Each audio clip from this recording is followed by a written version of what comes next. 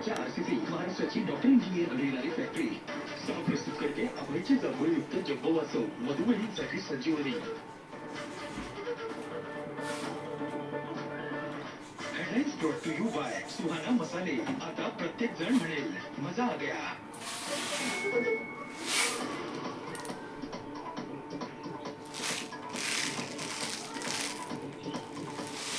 शेवटची निवडणूक आहे असं भावनिक आवाहन केलं जाईल, पण कधी शेवटची निवडणूक असेल काय माहीत. अजित पवारांचा नाव न घेता शरद पवारांवर निशाणा.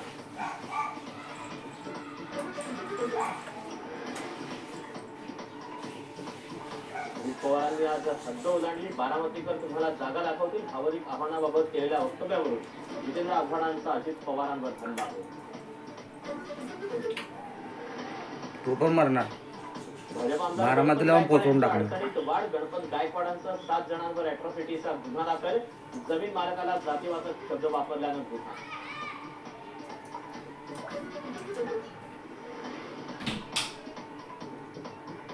मोदींची गॅरंटी विंध्येंना पावणार का? गणपत गायकवाड यांच्या मुख्यमंत्री शिंदेवरील आरोपांवरून उद्धव ठाकरेंची टीका. तर गोळीबाराचा सीसीटीव्ही बाहेर कसा आला ठाकरेंचा सवाल. गणपत गायकवाड गोळीबार प्रकरणावरून विरोधकांचा सरकारवर हल्लाबोल. महाराष्ट्रात गँगवॉर सुरू. आदित्य ठाकरेंचा हल्लाबोल. तर गणपत गायकवाडांनी केलेल्या आरोपांची तपास यंत्रणांनी दखल घ्यावी संजय राऊतांची मागणी.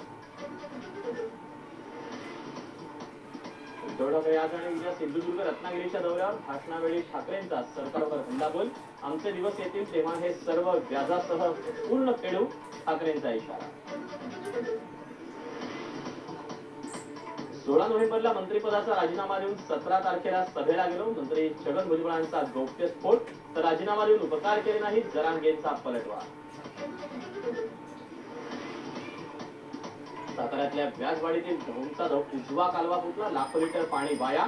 पाटबंधारे विभागानं केलेल्या कालव्यांच्या सर्वेक्षणावर संशय. राहुल गांधींची भारत न्याय यात्रा झारखंडमधील धनबादमध्ये.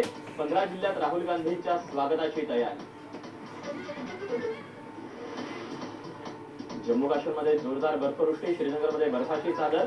दैनंदिन व्यवहार आणि वाहतुकीवर मोठा परिणाम. उत्तरेकडील थंड वाऱ्यांमुळे राज्यात पुन्हा थंडीचा कडाका वाढणार. राज्यातल्या तापमानात 4 ते 5 अंशांनी घट होण्याची शक्यता.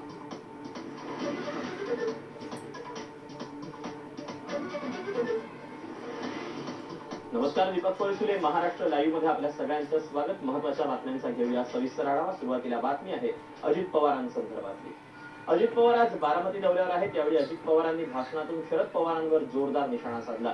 शेवटची निवडणूक आहे असं भावनिक आवाहन तुम्हाला केलं जाईल, मात्र कधी शेवटची निवडणूक असेल काय माहिती असं म्हणत अजित पवारांनी शरद पवारांवर अप्रत्यक्षरित्या निशाणा साधला.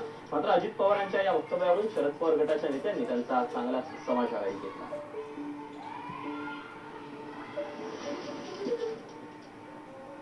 उद्याच्या लोकसभेची निवडणूक आधी येणार आहे, नंतर विधानसभेची निवडणूक येणार आहे.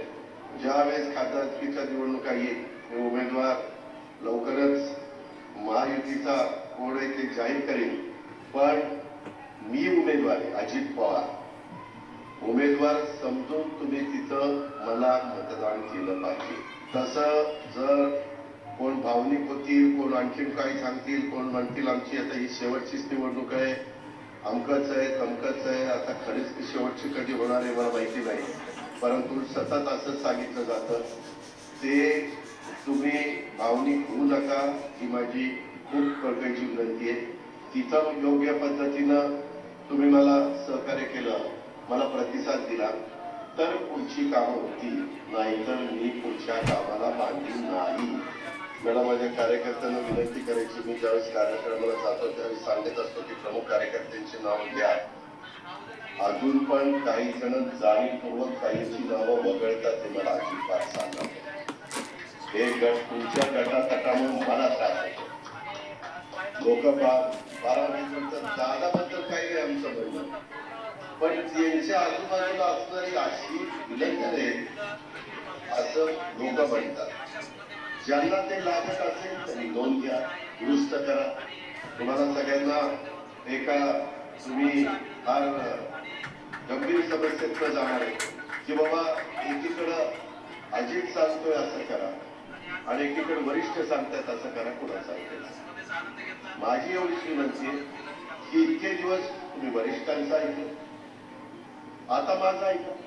आपल्या विचाराचा खासदार, मी म्हणेल तो खासदार निवडून दिला तर मी मोदी साहेबांना सांगेन, मोदी साहेब माझ्या लोकांनी तो खासदार निवडून दिला, आता ही कामं मी राज्य सरकारकडनं केलेली आहेत, काही कामं माझी केंद्रातच करणं गरजेचं आहे, ती कामं माझी झाली पाहिजे, माझी म्हणजे माझ्या बारामतीकरांची. खरोखरीच आपल्या नडीला, आपल्या अडीला, आपल्या अडचणीला कोण त्या ठिकाणी उपयोगी पडतं